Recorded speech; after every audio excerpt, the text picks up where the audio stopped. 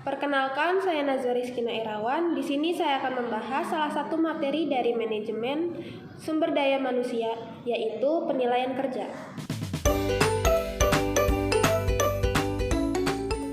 Penilaian kerja merupakan suatu proses yang digunakan oleh organisasi atau perusahaan untuk mengevaluasi kinerja karyawan mereka. Proses ini bertujuan untuk mengidentifikasi kekuatan, kelemahan, serta potensi pengembangan dari setiap karyawan sehingga dapat meningkatkan produktivitas dan efisiensi organisasi. Penilaian kerja ini juga menjadi alat penting dalam menentukan keputusan terkait promosi, pelatihan, serta perbaikan sistem kerja dalam perusahaan mereka.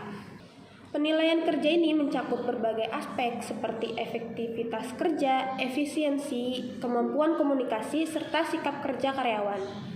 Kemudian ada proses penilaian kerja. Proses penilaian kerja ini melibatkan beberapa tahapan, yaitu yang pertama ada penetapan kriteria kinerja. Pada tahap ini, perusahaan menentukan standar dan indikator kinerja yang akan digunakan untuk mengukur keberhasilan karyawan.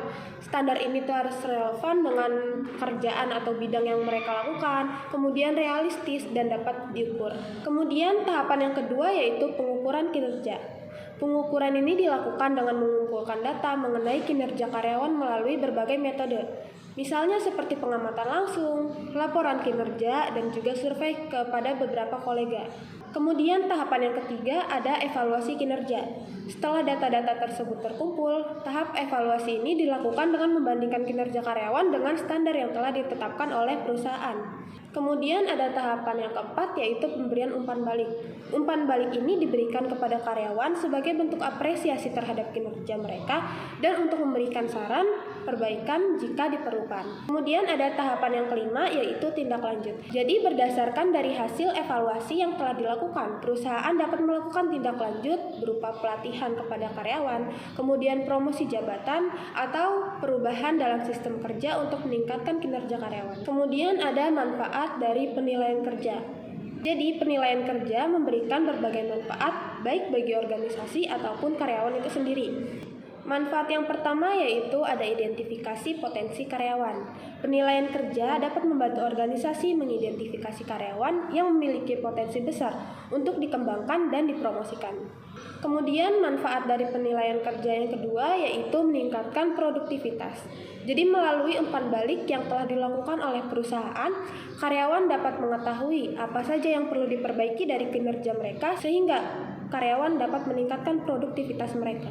Kemudian manfaat dari penilaian kerja yang ketiga yaitu pengembangan karyawan.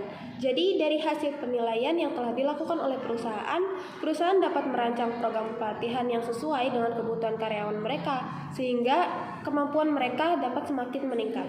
Yang keempat ada meningkatkan motivasi karyawan. Jadi penilaian kerja yang adil dan transparan dapat meningkatkan motivasi karyawan karena mereka dapat merasa dihargai dan diberi kesempatan untuk berkembang.